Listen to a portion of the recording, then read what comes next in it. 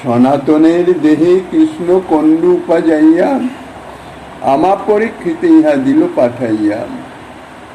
ঘৃণা করি আলিঙ্গন না করিতাম যবে, কৃষ্ণ ঠাই অপরাধ দণ্ড পাইতাম তবে।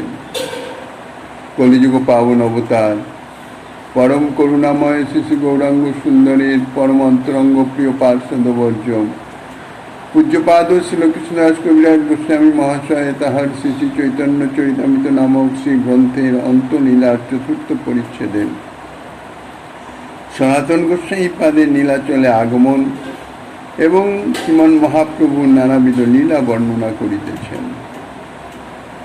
গতকল্য বৈষ্ণবের দেহ যে অপ্রাকৃত চিদানন্দময় সে সম্বন্ধে শ্রীমন মহাপ্রভু বর্ণনা করে তারপরে প্রভু বলছেন, সনাতনের দেহে কৃষ্ণ কণ্ডু উপাযাইয়া আমা পরীক্ষিতে ইহা দিল পাঠাইয়া। বলছে সনাতনের দেহে ভক্তচিত দৈন্য ভাব শ্রীমন মহাপ্রভু সেইভাবে বলছেন যে সনাতনের দেহ প্রকৃত অপ্রাকৃত দেহ, তাতে এই কণ্ডুরসা হবার কোনো কারণই নাই। বৈষ্ণবের দেহ যে অপ্রাকৃত তাহাতে আমার বিশ্বাস আছে কিনা এটা পরীক্ষা করবার জন্যেই শ্রীকৃষ্ণ স্বয়ং সনাতনের দেহে এই বাহ্যিক কণ্ডু প্রকট করেছেন। বাহ্যিক কণ্ডু প্রকট করে আমার নিকট পাঠিয়ে দিয়েছেন যে আমি বৈষ্ণবের দেহ যে অপ্রাকৃত তাতে প্রকৃত কণ্ডু ইত্যাদি হতে পারে না, এটা বাহ্যিক মায়াময় মাত্র। আমার সে বিশ্বাস আছে কিনা, প্রাকৃত বুদ্ধিতে সনাতনের কণ্ডু রসময় দেহকে আমি ঘৃণা করি কিনা এটি পরীক্ষা করবার জন্যেই শ্রীকৃষ্ণ আমার নিকট পাঠিয়ে দিয়েছেন। আমি যদি কণ্ডু রসময় দেহকে দেখে ঘৃণা করে যদি তাকে আলিঙ্গন না করতাম তাহলে সনাতনের নিকটে আমার বৈষ্ণব অপরাধ হতো এবং সেই জন্যে শ্রীকৃষ্ণ আমাকে দণ্ড দিতেন। তাই প্রভু বলছেন যে আমাকে পরীক্ষা করবার নিমিত্ত, অর্থাৎ বৈষ্ণবে আমার কতটা বিশ্বাস, বৈষ্ণবে আমার বিশ্বাস আছে কিনা, বৈষ্ণবের দেহ যে অপ্রাকৃত চিদানন্দময় এই বাক্যে আমার বিশ্বাস জন্মেছে কিনা সেটা পরীক্ষা করবার জন্যেই শ্রীকৃষ্ণ সনাতনের দেহে কণ্ডু রচনা করে অর্থাৎ কণ্ডু প্রকাশ করে আমার নিকট পাঠিয়েছেন। সনাতনের কণ্ডু রসাযুক্ত দেহকে ঘৃণা করে যদি আমি আলিঙ্গন না করতাম তাহলে আমার বৈষ্ণব অপরাধ হতো। কোনো বৈষ্ণবের নিকটে কাহারও যদি কোনোভাবে অপরাধ হয়ে যায়, বৈষ্ণব তো কখনো কোনো অপরাধ গ্রহণ করেন না, তিনি তো ক্ষমার মূরতি, তানার নিকটে কোনো রকম কেউ অপরাধ করতেই পারে না। তানার নিজস্ব তো মান সম্মান মর্যাদা ইত্যাদি সম্বন্ধে কোনো চিন্তাই নাই। তিনি তো দৈন্যের অবতার। বৈষ্ণব সদা সর্বদাই নিজেকে হীন করি মানে, কাজেই কারো অপরাধ গ্রহণ করার প্রশ্নই নেই। কেউ যে তার অমর্যাদা করেছেন, তার নিকট অপরাধী হয়েছে, বৈষ্ণব এটি কখনো মনেই ভাবেন না। কাজেই অপরাধী যখন গ্রহণ করেন না, তার শাস্তি বিধানেরও কোনো প্রশ্ন নাই।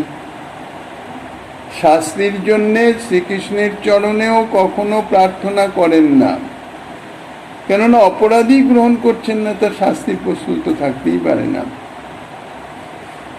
কিন্তু ভক্তবৎসল শ্রীকৃষ্ণ তিনি ছাড়েন না। ভক্তের নিকট, বৈষ্ণবের নিকট কোনো রকমের অপরাধের আভাস হলেও তিনি সেটাকে অপরাধ বলে গ্রহণ করেন এবং ওই অপরাধের উপযুক্ত শাস্তি বিধানও শ্রীকৃষ্ণই করেন।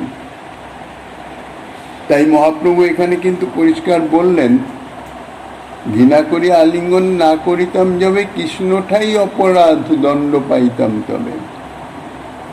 একথা বললেন না যে সনাতনকে ঘৃণা করে যদি আমি আলিঙ্গন না করতাম তাহলে সনাতনের নিকটে আমার অপরাধ হতো, একথা বললেন না। অপরাধটা কোথায়? কৃষ্ণ ঠাই, শ্রীকৃষ্ণের নিকটে। কেননা তিনি ভক্ত বৎসল। কোনো ভক্তের নিকটে, অর্থাৎ কোনো ভক্তের প্রতি যদি কোনো রকম অবজ্ঞাসূচক কোনো ভাব আসে অন্তরে, তাহলেই সেই অপরাধের দণ্ড শ্রীকৃষ্ণ স্বয়ং দেন।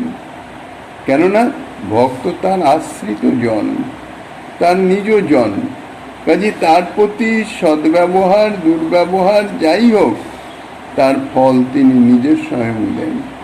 এই জন্য বলছেন কৃষ্ণঠাই অপরাধের দণ্ড পেতাম, শ্রীকৃষ্ণ আমাকে অপরাধের দণ্ড দিতেন। তারপরে বলছেন পারিষদ দেহ এই না হয় দুর্গন্ধ, প্রথম দিন পাইল অঙ্গে চতুষ্ষমের গন্ধ। তারপরে বহু বলছেন সনাতনের দেহ তো সাধারণ জীবদেহ নয়, সনাতন ভগবত পার্ষদ। লৌকিক দৃষ্টিতে সনাতন গোস্বামীপাদ নিত্যসিদ্ধ পার্ষদ ব্রজের লবঙ্গ মঞ্জুরি, এটি তো সাধারণের জ্ঞাতব্য বিষয় নয়। কাজেই সে তত্ত্ব তো সনাতন গোস্বামীপাদ ব্রজের নিত্য পার্ষদ, তার পার্ষদ দেহ, কাজী অপ্রাকৃত চিন্ময় দেহ, এটা তো তত্ত্ব, কিন্তু এটা সাধারণের ক্ষেত্রে নয়, সাধারণের বোধ বুদ্ধির নয়। অন্য দিক দিয়েও যদি চিন্তা করা যায়, সনাতন পরম ভাগবত বৈষ্ণব ভক্ত, কাজেই তার দেহ পার্ষদ দেহ। পার্ষদ দেহ অর্থাৎ অপ্রাকৃত চিন্ময় ভগবত সেবার যোগ্য দেহ। সুতরাং তার দেহে প্রাকৃত বিকারজনিত দুর্গন্ধ এটি কখনো হতে পারে না। আর সত্য সত্যই সনাতনের দেহে কোনো দুর্গন্ধ ছিল না। প্রভু বলছেন বাহ্যিক দৃষ্টিতে কণ্ডুরসা রস নির্গত হচ্ছে, এটা বাইরে দেখা যাচ্ছে বটে, কিন্তু তার থেকে কোনো রকম দুর্গন্ধ আমি পাই নাই। তার কণ্ডুরসেও কোনো দুর্গন্ধ নাই। প্রথম যেদিন সনাতন এখানে এসেছিল সেই দিনই তার দেহে কণ্ডুরসা ছিল, কারণ আসার পথেই কণ্ডুরসা হয়েছে। কিন্তু সেই দিন থেকেই, অর্থাৎ প্রথম দর্শন থেকেই আমি সনাতনের এই যে অপ্রাকৃত চিন্ময়, এই অপ্রাকৃত পার্শ্বদ দেহে কস্তুরী চন্দন ইত্যাদি চতুষ্ষমের গন্ধ প্রাপ্ত হয়েছিলাম। চতুষ্ষম অর্থাৎ চন্দন, কস্তুরী, কুমকুম, অগুর, এই চারটি সুগন্ধি সমপরিমাণে মিশ্রিত হলে চতুষ্ষম প্রস্তুত হয়। এই চারটি বস্তুই হচ্ছে সুগন্ধি। তো এই চারটি বস্তু একত্রে যখন মিলিত হয় তখন তার যে সৌগন্ধ তা অত্যন্ত মনোরম। ভগবান এবং ভগবত পারিষদগণ এই চতুষ্ষমকে অনুলেপন রূপে অঙ্গে ব্যবহার করেন। কাজেই প্রথম দিন থেকেই সনাতনের শরীরে আমি চতুষ্ষমের গন্ধ প্রাপ্ত হয়েছি। বস্তুত প্রভু যাবে কইল আলিঙ্গন, তার স্পর্শে গন্ধ হইল চন্দনের সম। তত্ত্বত হচ্ছে সনাতনকে প্রথম দিন প্রভু যখন আলিঙ্গন করলেন, প্রভুর সেই অপ্রাকৃত চিদানন্দময় শ্রীঅঙ্গের স্পর্শেই সনাতনের কণ্ডুরসময় অঙ্গের যে দুর্গন্ধ ছিল তাহা পরিবর্তিত হয়ে চন্দনের সম অর্থাৎ চতুষ্ষমের মতো সুগন্ধ প্রকাশিত হতেছিল। প্রভু কহে সনাতন নামানেও দুঃখ, তোমা আলিঙ্গনে আমি পাই বড় সুখ। সনাতনকে প্রভু এবার সরাসরি বলছেন, সনাতন তোমার ইচ্ছার বিরুদ্ধে আমি সবসময় তোমাকে আলিঙ্গন করিতেছি, যার জন্য তুমি মনে মনোবেদনা অনুভব করছো, মর্মপীড়া অনুভব করছো। বস্তুত তুমি দুঃখ পেও না, দুঃখ করো না। কেননা তোমাকে আলিঙ্গন করি, তার কারণ হচ্ছে তোমাকে আলিঙ্গন করলে আমার বড় সুখানুভব হয়, তাই তোমারও তো উচিত আমাকে সুখী করা। তাই আমি তোমাকে আলিঙ্গন করি, তুমি মনে কোনো কষ্ট পেও না। কেননা মনের বেদনায়, মনের দুঃখেই তো জগদানন্দ পণ্ডিতের নিকটে মনের দুঃখ নিবেদন করেছেন, যে ভালোর জন্য এলাম, তার বিপরীত হয়ে আমার শুধু অপরাধী হচ্ছে। আর জগদানন্দ বৃন্দাবন যেতে, রথযাত্রা দর্শন করে বৃন্দাবন যাওয়ার জন্য বলেছেন। তারই পরিপ্রেক্ষিতে প্রভু বলছেন, এবৎসর তুমি ইহা রহ আমার সনে, বৎসর বহি তোমা পাঠাইব বৃন্দাবনে। এবৎসর তুমি এখানেই থাকো, তারপরে যথাসময়ে, বৎসর শেষ হলে যথাসময়ে আমি তোমাকে বৃন্দাবনে পাঠাবো।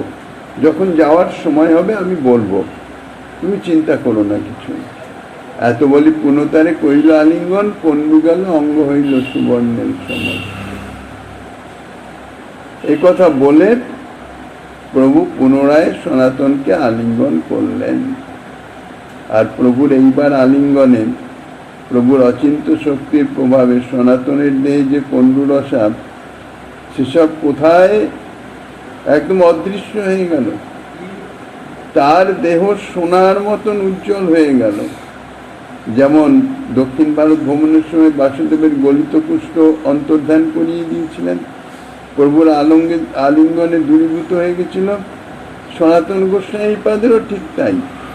কণ্ডুরসা পুরো অদৃশ্য, কিচ্ছু নাই, একদম সোনার মতন কান্তি সনাতনের শরীর থেকে যেন সুবর্ণের তেজ প্রকাশিত হতে লাগল। দেখি হরিদাসের মনে হইল চমৎকার, প্রভুকে কহে নেই ভঙ্গি যে তোমার। হরিদাস ঠাকুরের সামনের ঘটনা, বাসুদেব ব্রাহ্মণের যে গলিত কুষ্ঠ অদৃশ্য হয়েছিল, এটা তো শোনা কথা, দেখা কথা তো নয়। আর হরিদাসের এটা একটা চোখের সামনে দেখা। তাই হরিদাস প্রভুকে বলছেন, প্রভু এই তোমার এক লীলা ভঙ্গি, লীলার বৈচিত্র্য। সেই ঝাড়িখণ্ডের পানি তুমি খাওয়াইলা, সেই পানি লোককে ইহার কণ্ডু পাজাইলা, কণ্ডু করি পরীক্ষা করিলে সনাতনে, এই লীলা ভঙ্গি তোমার কেহ নাহি জানে। দোহা লিঙ্গিয়া প্রভু গেলা নিজালয়, প্রভুর গুণ কহে দোহে হইয়া প্রেমময়। হরিদাস ঠাকুর প্রভুকে বলছেন, প্রভু তোমার লীলার ভঙ্গি আমরা কি বুঝবো? কেননা তুমি ঋষিকেশ, তুমি সর্বজীবের নিয়ন্তা, প্রবর্তক, সর্বজীবের অন্তরে অবস্থিত, সর্বজীবের ইন্দ্রিয়ের চালক তুমি। সেই ঝাড়িখণ্ডের পথে সনাতনকে তুমি এনেছ। ঝাড়িখণ্ডের পথে আসার সময় ঝাড়িখণ্ডের অপরিষ্কৃত জল পান করিয়ে সনাতনের অঙ্গে কণ্ডু তুমিই জন্মাইছ। সেই জলের উপলক্ষেই তো সনাতনের দেহে কণ্ডু জন্মালে। আর কণ্ডু জন্মিয়ে, কণ্ডু প্রকাশ করে তুমি সনাতনকে পরীক্ষা করলে, আবার তুমিই এখন তার কণ্ডু দূর করে দিলে। কাজে সমস্তই তোমার লীলা। আর তোমার এই লীলার যে মানে রহস্য, সেটা আমরা কি বুঝব? কণ্ডু প্রকাশ করে সনাতনকে তুমি পরীক্ষা করলেন। এখানে সনাতনের পরীক্ষাটি কি? অর্থাৎ কণ্ডুর যন্ত্রণায় সনাতন অস্থির হয়ে পড়ে কিনা। বৈষ্ণব যিনি ভগবত চরণে নিজেকে সমর্পণ করেছেন, তিনি নিজের আধিব্যাধি ইত্যাদির জন্য কখনো কাতর হতে পারেন না।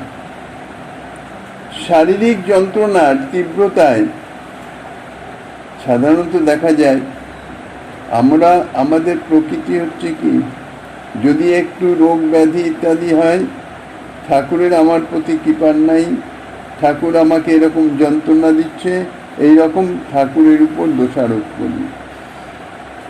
কাজেই সনাতনকে পরীক্ষা করছেন প্রভু এইটা যে এই কণ্ডুর যন্ত্রণায়, শারীরিক যন্ত্রণার তীব্রতায় ভগবানের উপর দোষারোপ করেন কিনা, এবং সেই সঙ্গে সঙ্গে নিজের যে নিয়মিত কর্ম, নিত্য কর্ম, সেই নিত্য কর্তব্য কর্মে অবহেলা করে কিনা ইত্যাদি হচ্ছে পরীক্ষা।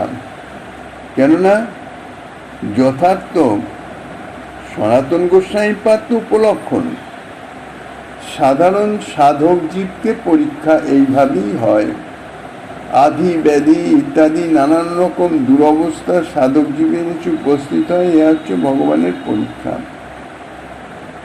শ্রী ভগবানের প্রতি তার সমর্পণ কতটা, সেটা পরীক্ষা।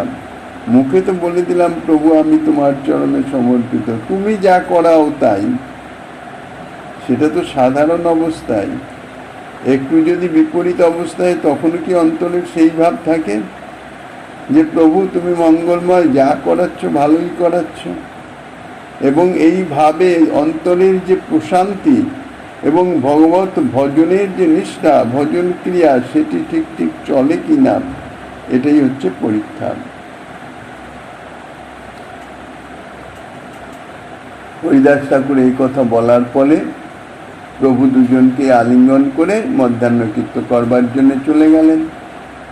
আর দুইজনই ভক্ত পরস্পর প্রভুর গুণ স্মরণ করে, প্রভুর গুণগাথা পরস্পর কীর্তন করে, অর্থাৎ আলোচনা করে ইষ্টগোষ্ঠীর মাধ্যমে পরস্পর প্রেমানন্দে বিভোর হয়ে রইলেন। এই মতো সনাতন রহে প্রভুর স্থানে কৃষ্ণ চৈতন্য গুণ কথা হরিদাস শোনেন। এইভাবে সনাতন গোস্বামীপাদ আছে, দিবানিশি প্রভুর গুণগাথাই পরস্পর আলোচনা করেন। দোলযাত্রা দেখি প্রভু তারে বিদায় দিলাম, বৃন্দাবনে যে করিবেন সব শিখাইলাম। দোলযাত্রা পর্যন্ত সনাতন গোস্বামীপাদ নীলাচলে অবস্থান করলেন। তারপরে প্রভু তাকে বৃন্দাবনে যাওয়ার জন্যে আদেশ দিলেন, এবং বৃন্দাবনে গিয়ে তিনি কি করবেন সমস্ত কিছু পুঙ্খানুপুঙ্খ রূপে সনাতন গোস্বামীপাদকে বলে দিলেন। যে কালে বিদায় হইলা প্রভুর চরণে, দুই জনার বিচ্ছেদ দেশা না যায় বর্ণনে। যে সময় বিদায় নিচ্ছেন প্রভুর চরণে, তখন সনাতন গোস্বামীপাদ প্রভুর বিরহে এবং প্রভুর ভক্ত বিরহে যে কি জাতীয় কাতর হয়েছেন, তাহা ভাষায় বর্ণনা করা যায় না। যেই বনপথে প্রভু গেলা বৃন্দাবন, সেই পথে যাইতে মন হইল সনাতন।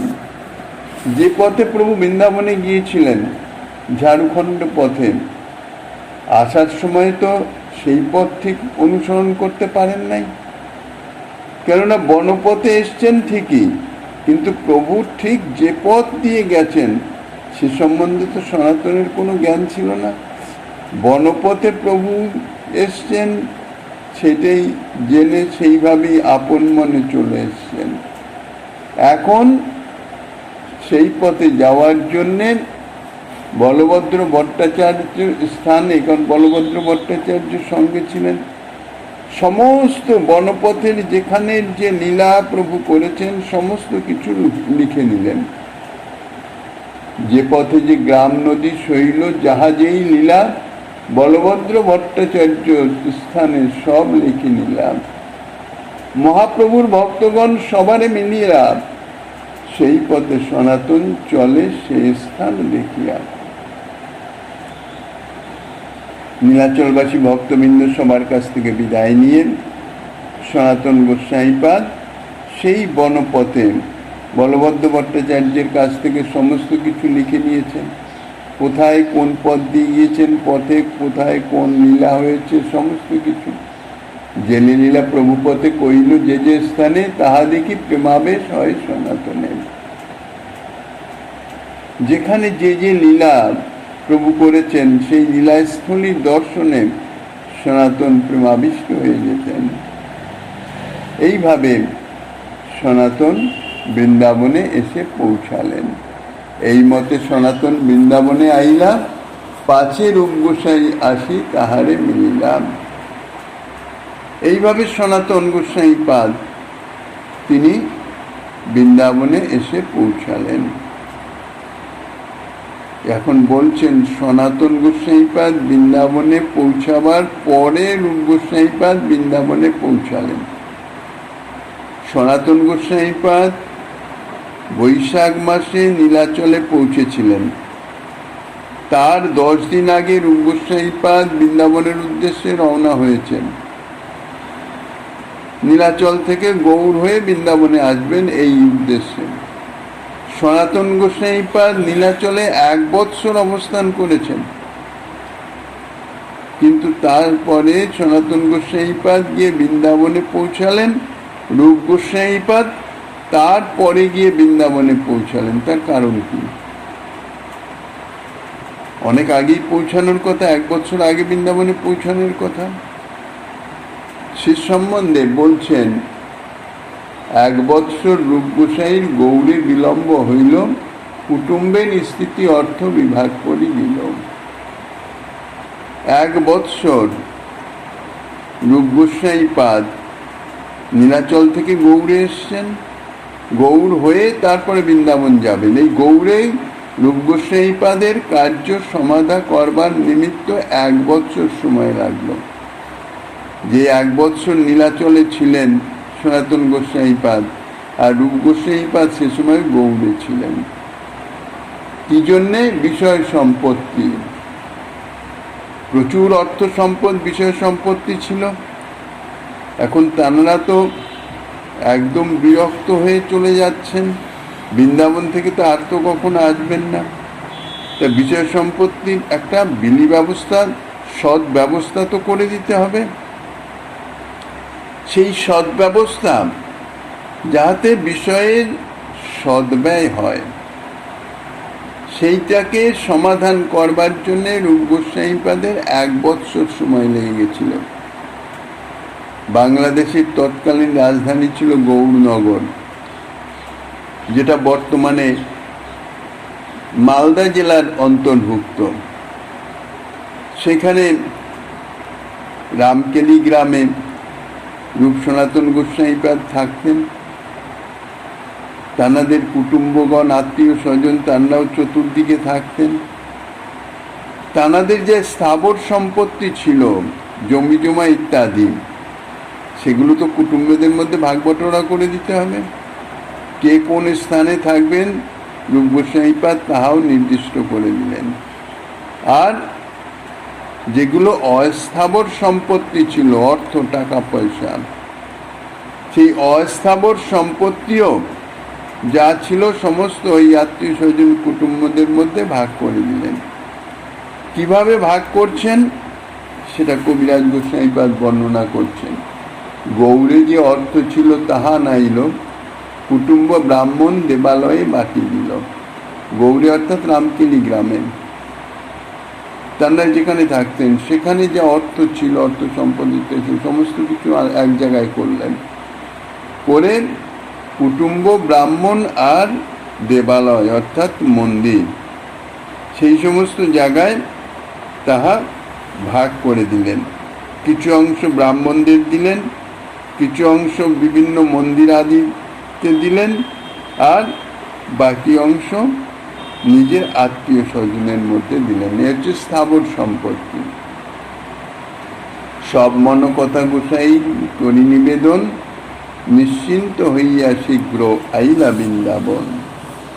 অর্থাৎ মনের যা ভাবনা একেবারে বিদায় নিচ্ছেন। তো তাই যার নিকটে যা বলবার ইচ্ছা ছিল, তাহার নিকটে তাহা সব বলে সম্পূর্ণরূপে বিষয়ের সম্পত্তি, কারণ এটা একটা বিশেষ বন্ধন। সেই জন্যে বিষয় সম্পত্তির একদম উপযুক্ত বিলি ব্যবস্থা সমস্ত করে একেবারে নিষ্কিঞ্চন হয়ে, ভবিষ্যতে যাতে কেউ কোনো কথা না বলতে পারেন, কেউ কোনো অভিযোগ প্রকাশ না করতে পারেন, এই জন্য সমস্ত কিছুর সুষ্ঠু সমাধান করে নিশ্চিন্ত হয়ে রূপ গোস্বামীপাদ গৌড় থেকে বৃন্দাবনের উদ্দেশ্যে রওনা হয়েছিল। সাধকের ভজনের বিঘ্নের অন্যতম হচ্ছে বিষয় সম্পত্তির চিন্তা। অবশ্য শুধু বিষয় সম্পত্তির চিন্তাই যে সাধকের ভজনের বিঘ্ন জন্মায় তা নয়। সাধকের মনে যদি কোনো গোপনীয় কথা থাকে তবে তাহাও মনের মধ্যে অসময়ে উদিত হয়ে তাহার ভজনে বিঘ্ন জন্মায়। কোনো গোপনীয় কথা, কোনো সংকল্প, কাউরে কিছু দেবার মনে মনে ইচ্ছা আছে কিন্তু তখনও ঠিক সময় হয় নাই, এই জাতীয় কিছু গোপনীয় কথা। তো এই ধরনের কোনো কিছু, অর্থাৎ জাগতিক বিষয়ে সম্পর্কিত কোনো রকম কোনো কিছু যদি মনে থাকে তাহলে নিশ্চিন্ত হয়ে ভজন করা যায় না। তাই রূপ গোস্বামীপাদ সমস্ত সমাধান করে, সমস্ত প্রকাশ করে একেবারে নিষ্কিঞ্চন হয়ে, অর্থাৎ বাহ্যিক অর্থ সম্পত্তি শুধু নয়, মনেরও কারোর প্রতি কোনো কথা, কোনো কিছু নিয়ে কিছুই বাকি রাখলেন না, সমস্ত প্রকাশ করে একদম নিশ্চয় হইলেন। মনের সমস্ত কথা প্রকাশ করে মনকে একেবারে পরিষ্কার করে তিনি বৃন্দাবনে চললেন। তাহলে আর মনকে বিচলিত করবার মতন কিছু নাই, নিশ্চিন্ত মনে ভজন করা যাবে। রূপ গোস্বামীপাদ এইটাই জগতের জীবকে শিক্ষা দিলেন যে মনের সমস্ত কথা, সম্পদাদি ইত্যাদি তো ভাগ বটরা করতেই হবে, এবং সেই সঙ্গে সঙ্গে মনের সমস্ত কথাও, গোপনীয় কথাও বা কোনো সংকল্প, গোপন সংকল্প যদি থাকে তাও একবার পরিষ্কার করে তবে ভজনে রত হওয়া উচিত। জীবকে তাহা শিক্ষা দিলেন এবং সনাতন গোস্বামীপাদের মিলিত হয়ে সনাতন গোস্বামীপাদকে কিরকম কি বিলি ব্যবস্থা বন্টন করেছেন সমস্ত কথা রূপ গোস্বামীপাদ নিবেদন করলেন। দুই ভাই মিলে বৃন্দাবনে বাস করিল, প্রভুর যে আজ্ঞা দোহে সব নির্বাহিল। দুইজন এবার নিশ্চিন্ত মনে বৃন্দাবনে অবস্থান করছেন। প্রভুর যে আজ্ঞা, যে কৃপা আজ্ঞা, যে কৃপাদেশ ছিল, এইবার সেই কার্যের দিকে দুইজনেই বিশেষ যত্ন দিলেন।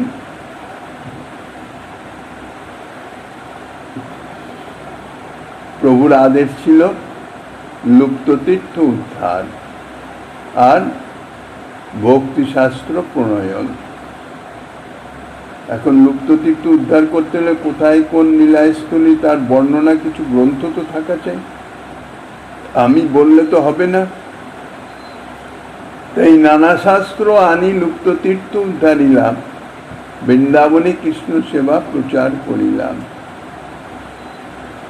অনেক প্রকারের শাস্ত্রগ্রন্থ সংগ্রহ করে সেই সকল শাস্ত্রদৃষ্টে বৃন্দাবনের কোন স্থানে কোন তীর্থ ছিল, কোন লীলাস্থলী, তাহা নির্ণয় করে লুপ্ত তীর্থ সমস্ত প্রকট করলেন এবং সেই সঙ্গে সঙ্গে শ্রী বৃন্দাবন ধামে শ্রীবিগ্রহ প্রতিষ্ঠা করে কৃষ্ণ সেবা প্রচার করলেন, যাহা সাধকের একমাত্র কর্তব্য, ভগবৎ সেবা। যাহা মহাপ্রভু বলেছেন সমস্ত ভক্তি অঙ্গের মধ্যে সর্বশ্রেষ্ঠ শেষ যে 5টি অঙ্গ বলেছেন তাতেও বলেছেন প্রভু শ্রদ্ধায় শ্রীমূর্তির সেবন, এটি বিশেষ অঙ্গ। সনাতন কৈল গ্রন্থ ভাগবতামৃতে ভক্তি ভক্ত কৃষ্ণ তত্ত্ব জানি যাহা হইতে। বৃহৎ ভাগবতামৃত গ্রন্থ সনাতন গোস্বামীপাদ রচনা করলেন, যার মধ্যে ভক্তি তত্ত্ব, ভক্ত তত্ত্ব, কৃষ্ণ তত্ত্ব ইত্যাদি সমস্ত বর্ণিত হয়েছে।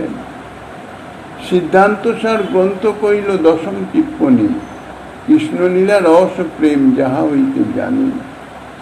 সিদ্ধান্তের সারমর্ম আছে যাতে, সেই গ্রন্থ হচ্ছে সিদ্ধান্ত সার, যার নাম দিচ্ছেন দশম টিপ্পণী, অর্থাৎ শ্রীমদ্ ভাগবতের দশম স্কন্ধের টিকা, শুধুমাত্র দশম স্কন্ধের টিকা। কেন? শুধুমাত্র দশম স্কন্ধেই শ্রীকৃষ্ণ লীলা বর্ণিত আছে।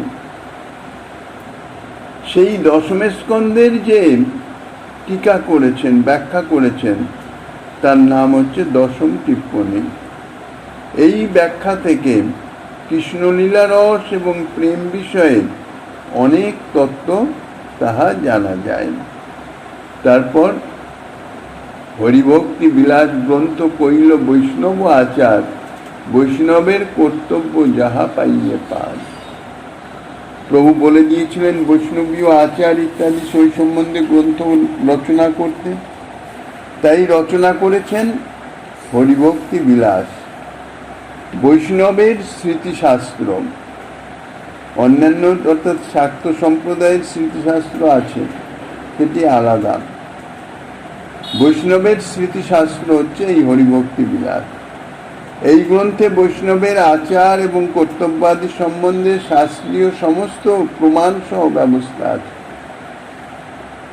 এই যে শ্রী শ্রী হরিভক্তি বিলাস, তার মঙ্গলাচরণ থেকে জানা যায় শ্রীপাদ প্রবোধানন্দ সরস্বতীপাদের শিষ্য শ্রীপাদ গোপাল ভট্ট গোস্বামী তিনি শ্রী শ্রী হরিভক্তি বিলাস রচনা করেছেন।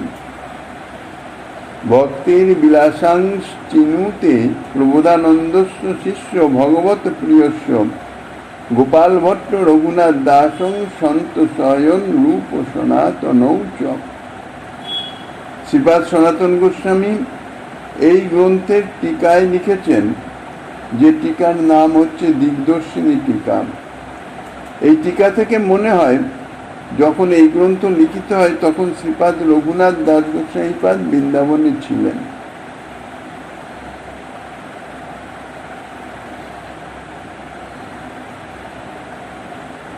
গৌর কায়স্থ কুলাব্জ ভাস্কর পরম ভাগবত শ্রী মথুরাশ্রিত শ্রী রঘুনাথ দাস এবং তৎকালে মথুরাশ্রিত অন্যান্য ভট্ট গোস্বামীর নিজ সঙ্গীদের সন্তোষ বিধানার্থ এই গ্রন্থ সংকলিত হয়েছে। নীলাচলে শ্রীমন মহাপ্রভুর লীলা সম্বরণের পরেই শ্রীপাদ রঘুনাথ দাস গোস্বামী বৃন্দাবনে এসেছিলেন। সুতরাং প্রভুর অন্তর্ধানের পরেই এই গ্রন্থ সংকলিত হয়েছে। নানা শাস্ত্র থেকে প্রমাণসমূহ সংগ্রহ করে শ্রীপাদ ভট্ট গোস্বামী এই গ্রন্থ প্রস্তুত করেছেন। শ্রীপাদ সনাতন গোস্বামী তার টিকাতে বৈষ্ণব সিদ্ধান্ত সমূহকে আর একটু বিশদভাবে সেটি বর্ণনা করেছেন। এখন প্রশ্ন হতে পারে, বৈষ্ণব স্মৃতিশাস্ত্র লেখবার জন্য শ্রীমন মহাপ্রভু শ্রীপাদ সনাতনকেই আদেশ করেছিলেন, তা তিনি সেটি লিখলেন না কেন? তার উত্তর হচ্ছে এই, শ্রীপাদ ভট্ট গোস্বামী আপনা থেকেই বৈষ্ণব স্মৃতির অনুকূল প্রমাণাদি বিবিধ শাস্ত্র থেকে সংগ্রহ করতেছিলেন। শ্রীপাদ সনাতন গোস্বামীপাদ মনে করলেন এতেই তো মহাপ্রভুর যা অভীষ্ট, অর্থাৎ বৈষ্ণবীয় আচার ইত্যাদি সম্বন্ধে যে গ্রন্থ রচনা, এটাই তো প্রভুর উদ্দেশ্য। সে যার মাধ্যমেই হোক না কেন, তাহলে যখন রঘুনাথ সমস্ত কিছু সম্বন্ধে সূত্র আকারে গ্রন্থ থেকে সংগ্রহ করছেন, তাহলে এর থেকেই প্রভুর অভিষ্ট সিদ্ধ হবে। আবার নতুন করে আর একটা গ্রন্থ সনাতন গোস্বামীপাদকে রচনা করার কোনো প্রয়োজন নাই। তাই নিজে আর পৃথকভাবে বৈষ্ণব স্মৃতি প্রণয়নের কোনো চেষ্টা করেন নাই। কারণ যদি তা করা হতো তাহলে প্রকারান্তরে গোপাল ভট্ট গোস্বামী মর্যাদার হানি হতো, তাকে উপেক্ষা করা হতো। তিনি যে গ্রন্থ রচনা করছেন ঠিক সেই জাতীয় গ্রন্থ যদি আরেকটি রচনা শুরু করা হয়, তাহলে তিনি যে গ্রন্থ রচনা করছেন সেটাকে উপেক্ষা করা হয়, এত মর্যাদা লঙ্ঘন হতো। শ্রীপাদ সনাতনেরও এর মাধ্যম দিয়ে একটু অভিমান প্রকাশের সম্ভাবনা ছিল।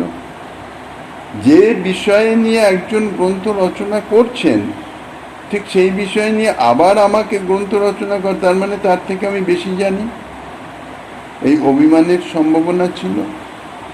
মর্যাদাহানি তো রয়েছেই। মর্যাদাহানি এবং অহমিকা প্রকাশের প্রবৃত্তি এটি কস্মিন কালেও সনাতন গোস্বামীপাদের মনে আসতে পারে না। শ্রীপাদ ভট্ট গোস্বামীও বৈষ্ণব সাধুদিগের সঙ্গে আলোচনা ও বিচার করেই এই গ্রন্থ সংকলন করেছিলেন। তিনি তাহা নিজেই লিখিয়ে গেছেন, বিচার্য সাধুভীম। বৈষ্ণব স্মৃতিতে কোন কোন বিষয়ের অবতারণা করতে হবে শ্রীমন মহাপ্রভু তাহাও শ্রীবাদ সনাতনকে বলে দিয়েছেন। তাহলে বোঝা যায় যে এই আলোচনা এবং বিচারের সময়ে রঘুনাথ ভট্ট গোস্বামীপাদ তিনি সনাতন গোস্বামীপাদের সঙ্গেও আলোচনা করেছেন।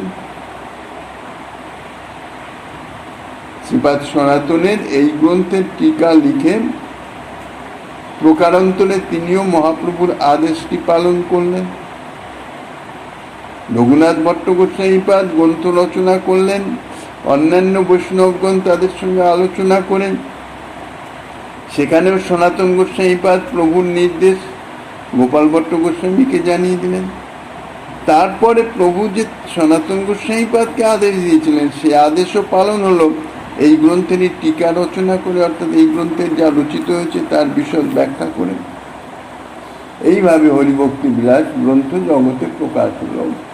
এছাড়া আর যত গ্রন্থ কইল কি করে গণন, মদন গোপাল গোবিন্দের কইল সেবায় স্থাপন, রূপ গোসাই কইল রসামৃত গ্রন্থসার, কৃষ্ণ ভক্তি রসের যাহা পাইয়ে বিস্তার, উজ্জ্বল নীলমণি নাম গ্রন্থ কইল আর, রাধাকৃষ্ণ লীলা রসের যাহা পাইয়ে পার, বিদগ্ধ ললিত মাধব নাটক যুগল, কৃষ্ণলীলা রস তাহা পাইয়ে সকল, দানকেলি কৌমুদী আদি লক্ষ গ্রন্থ কইল, সেই সব গ্রন্থে ব্রজের রস প্রচারিল, তার লঘু ভ্রাতা শ্রী বল্লভ অনুপম, তার পুত্র মহাপণ্ডিত শ্রীজীব গোসাই নাম।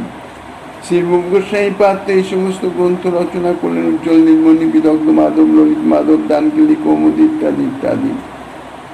এইবার ইতিপূর্বে যা বলা হয়েছে, রূপ সনাতন গোস্বামীপাদের ছোট ভাই অনুপম বল্লভ, তিনি তো অকালেই প্রাপ্তি হয়ে গেছিলেন, সে সংবাদও ইতিপূর্বে বর্ণিত হয়েছে। তাঁর এক পুত্র ছিলেন যার নাম শ্রীজীব গোস্বামী। একটু বড় হতেই তিনি বৃন্দাবনে চলে আসেন, অর্থাৎ দুই জ্যাঠা রূপ গোস্বামীপাদ সনাতন গোস্বামীপাদ তাহাদের আশ্রয়ে। এই শ্রীজীব গোস্বামীপাদ ছিলেন মহাপণ্ডিত। শুধু তাই নয়, সর্বত্যাগী তেহ পাছে আইলা বৃন্দাবন, তেহ ভক্তি শাস্ত্র বহু কইল প্রচারণ। সমস্ত বিষয় সম্পদ আত্মীয় স্বজন যা কিছু সমস্ত কিছু ত্যাগ করে এই সনাতন গোস্বামীপাদ রূপ গোস্বামীপাদের বৃন্দাবনে আসার পরে তিনিও বৃন্দাবনে তাঁদের চরণে এসে আশ্রয় নিলেন। তিনি বহু গ্রন্থ রচনা করেছেন। ভাগবত সন্দর্ভ নাম কইল গ্রন্থসার, ভাগবত সিদ্ধান্তের তাহা পাইয়ে পার, গোপাল চম্পু নাম গ্রন্থসার কইল, ব্রজের প্রেম রস লীলা সার দেখাইল, ষট সন্দর্ভে কৃষ্ণ প্রেম তত্ত্ব প্রকাশিল, 4 লক্ষ গ্রন্থ দোহে বিস্তার করিল, জীব গোসাই গৌর হইতে মথুরা চলিলাম, নিত্যানন্দ প্রভু স্থানে আজ্ঞা মাগিলাম। গৌর থেকে বৃন্দাবনে আসার সময় শ্রীজীব গোস্বামীপাদ শ্রীমন নিত্যানন্দ প্রভুর চরণে, তখন নিতাইচাঁদ প্রকট ছিলেন, আদেশ প্রার্থনা করলেন। এই বিষয়টি ভক্তিরত্নাকর গ্রন্থে বর্ণিত আছে। মহাপ্রভু যখন রামকেলি গ্রামে গিয়েছিলেন বৃন্দাবন যাওয়ার উদ্দেশ্যে শ্রী সনাতন গোস্বামীপাদকে কৃপা করবার জন্য, তখন শ্রীজীবাদির সঙ্গোপনে প্রভুরে দেখিল, অতি প্রাচীনের মুখে এসব শুনিল। অল্পকালে শ্রীজীবের বুদ্ধি চমৎকার, ব্যাকরণ আদি শাস্ত্রে অতি অধিকার, অধ্যাপক স্থানে শাস্ত্র পড়ে নিরন্তর, দেখিয়া সবার অতি প্রসন্ন অন্তর। এটি ভক্তিরত্নাকরে বর্ণিত আছে। অর্থাৎ শ্রীমন মহাপ্রভু যখন রামকেলি গ্রামে গিয়েছিলেন তখন এই শ্রীজীবাদি অর্থাৎ রূপ সনাতন গোস্বামীপাদের কুটুম্ববর্গ তাদের মাধ্যমে তাদের সঙ্গে দূর থেকে মহাপ্রভুর দর্শন প্রাপ্ত হয়েছিলেন। শ্রীজীব গোস্বামীপাদের অদ্ভুত বুদ্ধি, নিরন্তর শাস্ত্র অধ্যয়ন করেন। কাজে এ থেকে বোঝা যায় প্রভু যখন রামকেলিতে গিয়েছিলেন তখন শ্রীজীবও তার পিতা শ্রীপাদ বল্লভের সঙ্গে রামকেলি গ্রামে ছিলেন, এবং শ্রী সনাতন, শ্রীরূপ এবং শ্রী বল্লভ তিনজনই গৌরেশ্বর হোটেল স্যার অধীনে রাজকর্মচারী ছিলেন। শ্রী বল্লভ ছিলেন টাকশালের অধ্যক্ষ, অর্থাৎ অর্থ ভাণ্ডারের অধ্যক্ষ ছিলেন। রামকেলিতে মহাপ্রভুর চরণ দর্শন করার পরেই শ্রী শ্রী রূপ গোস্বামী ও সনাতন গোস্বামীপাদ বিষয় ত্যাগের চেষ্টা করেন। শ্রীরূপ রামকেলি ত্যাগ করে নিজ পিতৃগৃহে আসেন। ভক্তি রত্নাকর গ্রন্থে বলছেন, শ্রীরূপ সনাতন পূর্বে পরিজনে পাঠাইলা সাবহিতে, কত চন্দ্রদ্বীপে কত ফতেয়াবাদেতেন। শ্রীরূপ বল্লভ সহ নৌকাতে চড়িয়া বহুধন লইয়া গৃহে গেলা হর্ষ হইয়া, এটি পূর্বে বর্ণনা হয়েছে। তা নীলাচল থেকে প্রভুর বৃন্দাবন যাত্রার কথা শুনে শ্রীরূপ এবং শ্রী বল্লভ প্রভুর চরণ দর্শনের আশায় গৃহত্যাগ করেন এবং প্রয়াগে প্রভুর সঙ্গে তাহাদের মিলন হয়। ভক্তি রত্নাকর বলছেন, শ্রীরূপের অনুজ বল্লভ বিজ্ঞবর, অনুপম নাম থইল শ্রীগৌর সুন্দর। মহাপ্রভুই, তার নাম ছিল পূর্বে বল্লভ, কিন্তু প্রভুই তার নাম রেখেছিলেন অনুপম। শ্রীজীব চন্দ্রদ্বীপে থেকে অধ্যয়নাদি করিতেন। বাল্যকাল থেকে শ্রীজীব অত্যন্ত ভক্তিপরায়ণ ছিলেন। শ্রীজীব বালককালেতে বালকের সনে শ্রীকৃষ্ণ সম্বন্ধ বিনা খেলা নাহি জানেন। কৃষ্ণ বলরাম মূর্তি নির্মাণ করিয়া করিতেন পূজা পুষ্প চন্দনাদি দিয়া। বিবিধ ভূষণ বস্ত্রের শোভা অতিশয় অনিমেষ নেত্রে দেখি উল্লাস হৃদয়। কনক পুতলি প্রায় পরীক্ষিতি তলে, করিতে প্রণাম সিক্ত হইলা নেত্র জলে। বিবিধ মিষ্টান্ন অতি যত্নে ভোগ দিয়া, ভুঞ্জিতেন প্রসাদ বালকগণ লইয়া। ভক্তি রত্নাকর গ্রন্থে এই শ্রীজীব গোস্বামীপাদের বাল্যকালের কথা বর্ণনা করছেন। স্বাভাবিক বালককালে সমস্ত বালক মিলে খেলাধুলা করে, এটা হচ্ছে বালকের একটি বিশেষ স্বভাব। তাই নানান রকম খেলাধুলা অন্যান্য জাগতিক বালক করেন, কিন্তু শ্রীজীব গোস্বামীপাদের খেলা ছিল সমস্ত বালকগণের সঙ্গে কৃষ্ণ বলরামের মূর্তি নির্মাণ করে সেই মূর্তির পূজা করতেন, পুষ্পচন্দন ইত্যাদি দিয়ে, মানে সুন্দরভাবে অর্চনাঙ্গরূপ ভক্তি যাজন করতেন, নানাবিধ ভোগ লাগাতেন এবং সকলে মিলে সেই প্রসাদ গ্রহণ করতেন। শ্রীজীবের এই চন্দ্রদ্বীপে অবস্থানকালে একদিন রাত্রিতে শ্রীকৃষ্ণ বলরাম স্বপ্নযোগে শ্রীজীবকে দর্শন দেন এবং তাহারা উভয়ে আবার গৌরবর্ণ হয়ে শ্রী গৌর নিত্যানন্দ রূপেও তাহাকে দর্শন দিয়ে কৃতার্থ করেছিলেন। তখন শ্রীজীব লোটাইয়া পরে দুই প্রভু পদতলে করুণা সমুদ্র গৌর নিত্যানন্দ রায় পাদ পদ্ম দিলেন শ্রীজীবের মাথায়। স্বপ্নেই দেখছেন কৃষ্ণ বলরামের অনুরক্ত ছিলেন শ্রীজীব। সেই কৃষ্ণ বলরাম নিজের অভীষ্টদেব, তাঁরারই দর্শন পেলেন স্বপ্নে, এবং তারপরেই দেখলেন সেই শ্রীকৃষ্ণ বলরামই গৌর নিত্যানন্দ রূপে পরিবর্তিত হয়েছেন। তখন সেই নিতাই গৌরের চরণে যখন লুণ্ঠিত হয়ে পড়লেন, তখন কৃপা করে নিতাই চাঁদ শ্রীজীবের মস্তকে নিজের চরণ অর্পণ করেছিলেন। তারপরে পরম বাৎসল্যে পুনঃ করে আলিঙ্গন, কহিল অমৃতময় প্রভুর বচন। শ্রী নিতাই চাঁদ পরম বাৎসল্যে তাকে আলিঙ্গন দান করে তাহাকে অত্যন্ত মধুর স্বরে তাহার সান্ত্বনার নিমিত্ত বললেন, শ্রী গৌর সুন্দর মহাপ্রেমাবিষ্ট হইয়া প্রভু নিত্যানন্দ পদে দিল সমর্পিয়া। মহাপ্রভু অত্যন্ত প্রেমাবিষ্ট হয়ে শ্রীজীব গোস্বামীপাদকে নিতাই চাঁদের চরণে সমর্পণ করে দিলেন। নিত্যানন্দ শ্রীজীবে কহে বারবার, এই মোর প্রভু হোক সর্বস্ব তোমার। নিতাই চাঁদও প্রাণ খুলে কৃপা করলেন যে আমার প্রভু গৌর সুন্দর তোমার সর্বস্ব হোক, তোমার জীবাতু হোক। ওইছে প্রভু অনুগ্রহে পুনঃ প্রণমিতে ধোয়ে অদর্শন দেখি নারে স্থির হইতেন। দুই প্রভু এ জাতীয় কৃপা করলে শ্রীজীব গোস্বামীপাদ পুনরায় যখন দণ্ডবত প্রণাম করলেন, তারপরেই দুই প্রভু অন্তর্ধান হয়ে গেলেন। স্বপ্নেই অত্যন্ত কাতর হয়ে গেলেন। তারপর নিদ্রাভঙ্গ হয়ে গেল। শ্রীজীব গোস্বামীপাদ দেখলেন যে রাত্রি আর নাই, প্রভাত এসে উপস্থিত হয়েছেন। অধ্যয়নের ছলে তিনি নবদ্বীপ যাত্রা করলেন এবং চন্দ্রদ্বীপ থেকে ফতেহাবাদ হয়ে তিনি নবদ্বীপে এসে উপস্থিত হলেন। তখন নবদ্বীপে বিশেষ পীঠস্থান ছিল। শিবাসঙ্গনে গিয়ে তিনি গলদলোচনের শ্রীমন নিত্যানন্দের চরণে লুটিয়ে পড়লেন। তখন প্রভু প্রকট। নীলাচল থেকে প্রভুর আদেশে গৌড়ে এসেছেন প্রেম ধর্ম প্রচারের নিমিত্ত। তো শিবাসঙ্গনে নিতাই চাঁদের চরণে যখন লুটিয়ে পড়লেন, তখন প্রভুপ্রীতে তার মাথে ধরিল চরণ, রূপ সনাতন সম্বন্ধে কইল আলিঙ্গন। আজ্ঞা দিলা শীঘ্র তুমি যাহ বৃন্দাবনে, তোমার বংশে প্রভু দিয়াছেন সেই স্থানে।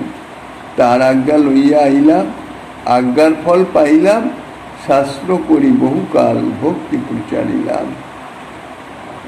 মহাবাৎসল্য বরে শ্রী নিতাই চাঁদ তার মস্তকে চরণ যুগলে স্থাপন করলেন এবং পরে তাকে আলিঙ্গন করলেন। প্রভু প্রেমাবেশে কহে, তোমার নিমিত্তে আইলাম শীঘ্র এটা খড়দাও হইতে। প্রভু প্রেমাবেশে শ্রীজীব গোস্বামীপাদকে বলছেন, তোমার জন্যেই আমি খড়দাহ থেকে, তখন নিতাই চাঁদের খড়দাহের সিপাটেই অবস্থান, বলে খড়দাহ থেকে তোমার জন্যেই আমি এখানে নবদ্বীপে এসেছি। শিবাসাদী ভক্তবৃন্দের চরণ বন্দনা করে শ্রীজীব গোস্বামীপাদ নবদ্বীপ ত্যাগ করে কাশীতে এসে উপস্থিত হলেন। কাশীতে কিছুকাল অবস্থান করে শাস্ত্র অধ্যয়ন করলেন। সর্বশাস্ত্রের অধ্যাপক শ্রীপাদ মধুসূদন বাচস্পতির নিকটে ন্যায় বেদান্ত ইত্যাদি সমস্ত অধ্যয়ন করেন। অসাধারণ পাণ্ডিত্য শ্রীজীব গোস্বামীপাদের। অতি অল্পেই সমস্ত কিছু আয়ত্ত করে নেন এবং ভক্তি ও সৌন্দর্যে শ্রীজীব সকলেরই শ্রদ্ধা ও আদরের পাত্র হয়েছিলেন। শ্রীরূপ গোস্বামীপাদ শ্রী সনাতন গোস্বামীপাদের অন্তর্ধানের পরে এই বৃন্দাবনীয় বৈষ্ণবগণের আচার্য রূপে এই শ্রীজীব গোস্বামীপাদ বৃন্দাবনে অবস্থান করেছিলেন। শ্রীমন নিতাই চাঁদ কৃপা করে তাকে আজ্ঞা দিলেন যে তুমি শীঘ্র বৃন্দাবনে যাও, কেননা প্রভু তোমাদের বৃন্দাবনে স্থান দিয়েছেন। নিতাই চাঁদের আজ্ঞা নিয়ে অতি শীঘ্রই বৃন্দাবনে এসে উপস্থিত হলেন। এসে সেখানেই অবস্থান করলেন এবং নানাবিধ ভক্তি শাস্ত্র সমস্ত তিনি প্রণয়ন করেন, রচনা করেন।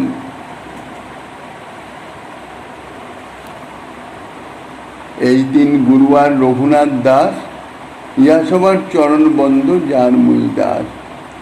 কবিরাজ গোস্বামীপাদ এখন বলছেন শ্রীরূপ গোস্বামীপাদ, সনাতন গোস্বামীপাদ আর এই শ্রীজীব গোস্বামীপাদ, এই তিনজনই আমার গুরু।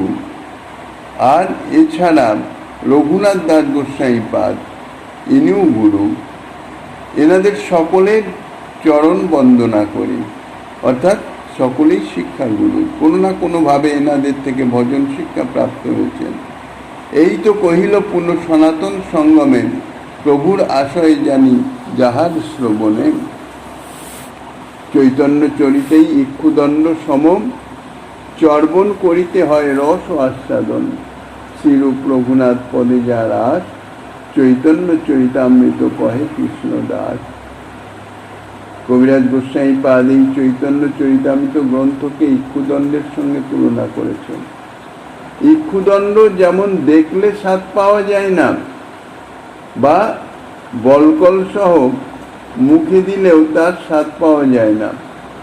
বলকল ফেলে দিয়ে মুখে দিয়ে যদি একটু চর্বণ করা যায়, যদি বলকল ফেলে দিয়েও মুখে দেয় তাইলেও স্বাদ পাওয়া যাবে না, চর্বণ করতে হবে। চর্বণ করলে তবেই ইক্ষুদণ্ড থেকে রস নিষ্কাশিত হবে এবং সেই রসের স্বাদ পাওয়া যায়। ঠিক সেই রকম কেবল ঘরে চৈতন্য চরিতামৃত গ্রন্থ রেখে যদি দর্শন করা যায়, ধূপধুনো দেওয়া যায়, পুষ্পচন্দন দিয়ে যদি পূজা করা যায়, তাহলে গ্রন্থের মাধুর্য অনুভব করা যায় না। বা শুধুমাত্র যদি গ্রন্থ পাঠ করে গেলাম, তাতেও গ্রন্থের মাধুর্য অর্থাৎ নিগুড় যে আস্বাদ্য বিষয় তাহা অনুভব হয় না। কিছু কিছু অনুভব হয় সত্য, কিন্তু সম্পূর্ণ রসাস্বাদ হয় না।